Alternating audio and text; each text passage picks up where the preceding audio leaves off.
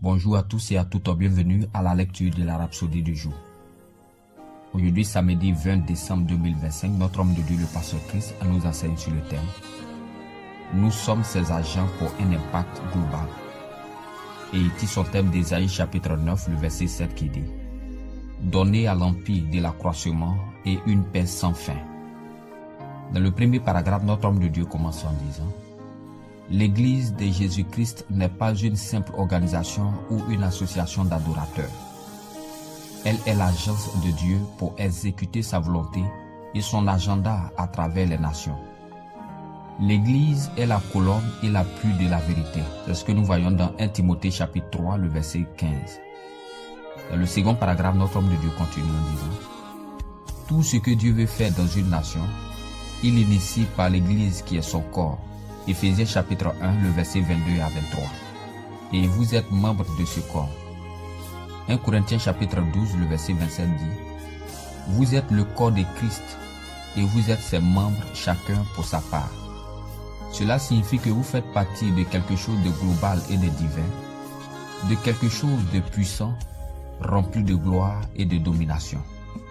Dans le troisième paragraphe, notre homme de Dieu continue toujours en disant « Lorsque Jésus a dit « Je bâtirai mon église et les portes du séjour des morts ne prévaudront point contre elle », il a mis en évidence la domination et la suprématie de l'église sur l'enfer, sur Satan et sur les forces des ténèbres.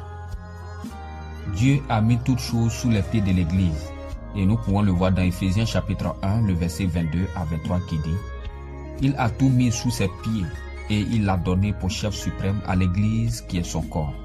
La plénitude de celui qui remplit tout en tous. Quelle gloire, dit le pasteur. » Voyez-vous pourquoi personne dans l'église ne devrait être faible ou vivre comme victime?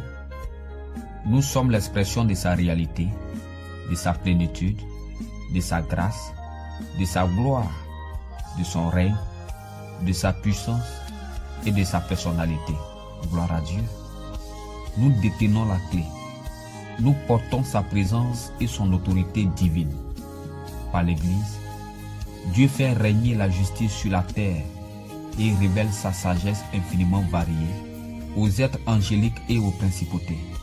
Nous pouvons le voir dans Éphésiens chapitre 3, le verset 10 qui dit « Afin que les dominations et les autorités dans les lieux célestes connaissent, aujourd'hui par l'Église, la sagesse infiniment variée de Dieu. » Dans le dernier paragraphe, notre homme de Dieu conclut en disant « Prenez votre place dans l'Église, contribuez à sa croissance, à sa force et à son expansion. » Éphésiens chapitre 4, le verset 16 dit « De lui tout le corps bien coordonné et formant un solide assemblage, grâce à l'appui que donne chaque articulation, tire son accroissement selon la force qui convient à chacune de ses parties et s'édifie lui-même dans l'amour. » Participez activement au gain d'âme, dit le pasteur.